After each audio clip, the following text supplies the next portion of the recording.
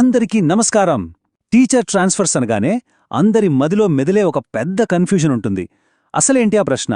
దానికి సమాధానమేంటి? పదండి ఈరోజు దానికి గుట్టు విప్పేద్దాం. ఎస్, సరిగ్గా ఇదే ఆ ప్రశ్న. లోకల్ స్టేటస్ ముఖ్యమా, లేదంటే ఆర్డర్ టు సర్వ్ అంటే ప్రస్తుతం ఎక్కడైతే పనిచేస్తున్నారో అది ముఖ్యమా? దేనికి ఫస్ట్ ప్రయారిటీ ఇస్తారు? చాలామందికి ఉండే డౌట్ ఇది. రండి ఈ కన్ఫ్యూజన్కి ఫుల్ స్టాప్ పెట్టేద్దాం. సరే, దీనికి సమాధానం చాలా simple and straight. Number 1 priority ఎప్పుడూ ఆర్డర్ టు సర్వ్కే. అంటే ప్రస్తుతం ఎక్కడ పనిచేస్తున్నారో ఆ ప్లేస్కే మొదటి ప్రాధాన్యత. ఆ తరువాతే సెకండ్ ప్రయారిటీగా లోకల్ స్టేటస్ అంటే సొంత జిల్లా వస్తుంది. ఇది చాలా చాలా ఇంపార్టెంట్ పాయింట్. అయితే అసలు ఆర్డర్ టు సర్వ్కే ఎందుకంత ప్రాధాన్యత? దీని వెనకున్న ప్రభుత్వ ఆలోచనేంటో, అసలు వాళ్ల మెయిన్ గోల్ ఏంటో కొంచెం డీపుగా చూద్దాం. చూడండి, గవర్నమెంట్ ఉద్దేశం ఒక్కటే, చాలా క్లియర్గా ఉంది. స్కూల్స్ అనేవి స్మూత్గా నడవాలి. ఈ ట్రాన్స్ఫర్స్ వల్ల పిల్లల చదువులకి ఎలాంటి ఇబ్బంది రాకూడదు, స్కూల్ ఫంక్షనింగ్ డిస్టర్బ్ అవ్వకూడదు. అదే వాళ్ల మెయిన్ టార్గెట్. ఈ విషయం గమనించండి. ఇది కేవలం ఒక రూల్ కాదు, ఇదొక గైడింగ్ ప్రిన్సిపల్. అంటే ఒక మూల సూత్రం లాంటిది.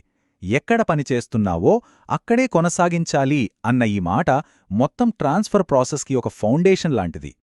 మరి లోకల్ స్టేటస్ సంగతేంటి? దానికసలు విలువే లేదా అని అనుకుంటున్నారా?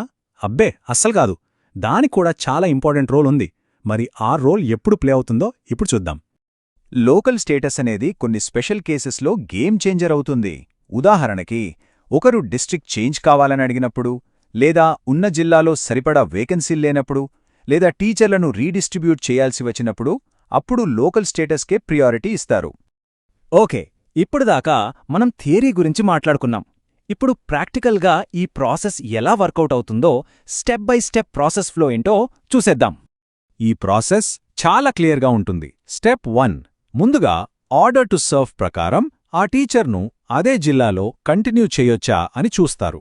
ఒకవేళ చేయొచ్చు అనుకుంటే వాళ్ళు అక్కడే ఉంటారు. ఒకవేళ అది కుదరకపోతే అప్పుడు స్టెప్ 2కు వెళ్తారు. ఇక్కడ సీన్లోకి వస్తుంది లోకల్ స్టేటస్. వాళ్ళు కోరుకుంటున్న కొత్త జిల్లాకు లోకలా కాదా అని చెక్ చేసి దాన్ని బట్టి ప్రిఫరెన్స్ ఇస్తారు. చూశారా ఎంత సింపుల్గా ఈ 2 ప్రయారిటీలు పనిచేస్తాయో? సో మొత్తానికి తేలిందేంటంటే ఫస్ట్ ఆర్డర్ టు సర్వ్, ఆ తర్వాతే లోకల్ స్టేటస్. ఇప్పుడు ఈ ప్రాసెస్ మీద ఇంత క్లారిటీ వచ్చాక మరిది ఒక టీచర్ లాంగ్ టర్మ్ కెరియర్ ప్లానింగ్ని ఎంతలా ప్రభావితం చేస్తుంది? ఇది ఖచ్చితంగా ఆలోచించాల్సిన విషయమే కదూ?